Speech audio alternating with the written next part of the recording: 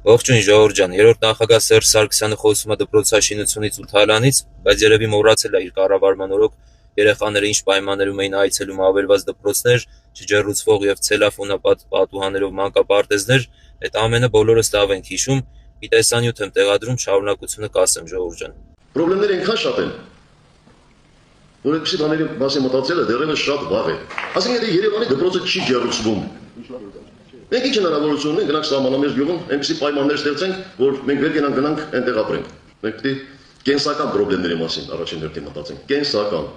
Եվ միայն տեսանյութով չի, որ պարզ է դառնում իրենց կառավարման օրոք դպրոցներ կամ մանկապարտեզներ գրեթե չէին վերանորոգվում, հələ ուր մնաց խոսենք մինիմում պայմաններից, որ երեխաները պետք է ունենային, ու այդքանից հետո առնվազն արդար չի, էլի կառավարության կողմից իրականացվող 500 մանկապարտեզի 300 դպրոց ծրագրի շրջանակներում կատարված աշխատանքը վատաբանել, մնացած գնահատականները թողնում եմ ձեզ ժողովուրդ ջան, լավ մնացեք։